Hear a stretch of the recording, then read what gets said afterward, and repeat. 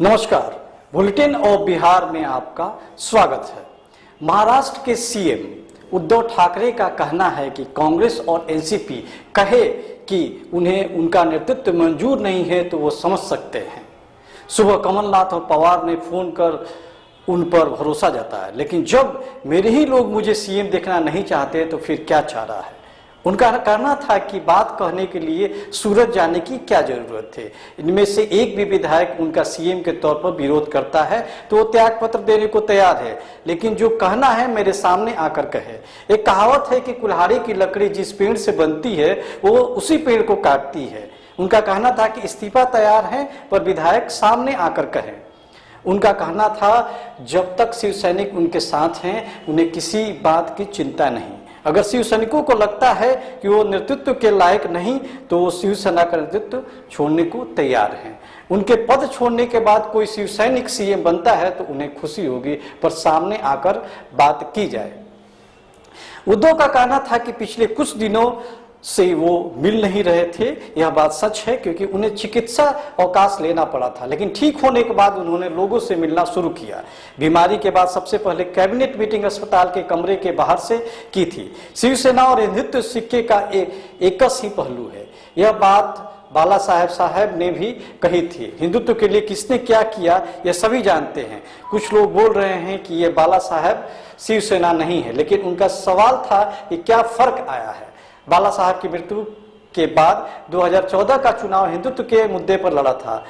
63 विधायक जीते और मंत्री भी बने। यह नई शिवसेना से ही मिले हैं। शिंदे के साथ गए कुछ विधायक बोल रहे हैं कि उन्हें जबरन लाया गया है। हाल में विधान परिषद का चुनाव हुए तो सारे विधायक एक होटल में थे, तब उन्होंने कहा था कि मेहनत से रास्ता निकलता है। विधायकों को साथ रखने की जद्दोजहद करनी पड़ती है। उन्होंने हर जिम्मेवारी को निभाने की कोशिश की, बावजूद इसके उनके पास कोई अनुभव नहीं था। सीएम ने कहा कि कांग्रेस और एनसीपी से गठबंधन से पहले शरद पवार ने कहा था कि आप खुद जिम्मेवारी लीजिए। तब मैंने कहा था कि नगर निगम चुनाव में भी उन्होंने कभी जिम्मेदारी नहीं ली। पद लेने के लिए के पीछे सिर्फ स्वार्थ नहीं है, राजनीति कभी पलटी मार सकती है। जब कोविड का संकट महाराष्ट्र में आया मेरे पास अनुभव नहीं था, लेकिन तमाम सर्वे में देश के टॉप 5 उन सीएम में उन्हें जगह मिली जो कोविड से निपटने में कारगर थे।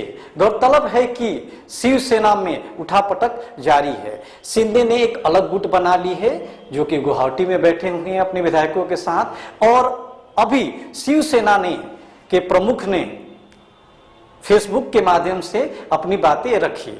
मोटा तौर पर यह कहा जाए कि शिव सैनिकों का उन्होंने एकजुट करने की एक अपील की है और उन्होंने यह कहा कि जो भी मेरा विरोध कर रहे हैं वो सामने आकर विरोध करें, मैं उन्हें अपना पद सौंप दूंगा।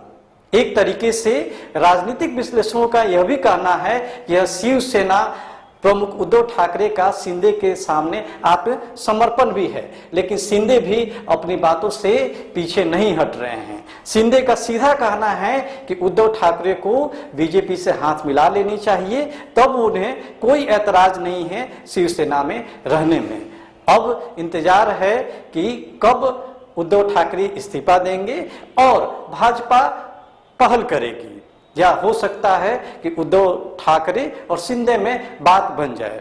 हो यह भी सकता है कि शरद पवार मिलने गए हैं उद्धव ठाकरे से, वो कहें कि आप इस्तीफा दे दो। राजनीतिक विश्लेषण रूप में बहुत सारे विश्लेषकों ने अपनी बातें रखी हैं, लेकिन मोटे तौर पर कहा जा सकता है कि आज रात कुछ न कुछ महाराष्ट्र के बारे में फैसला आ ही जाएगा कि अगला चीफ मिनिस्टर कौन होगा। क्या शिवसेना टूट जाएगी? क्या भाजपा अपने नेता जो हैं उनके महाराष्ट्र में फडणवीस को मुख्यमंत्री बना पाएगी? यह तो आज रात के बाद ही पता चल जाएगा। धन्यवाद।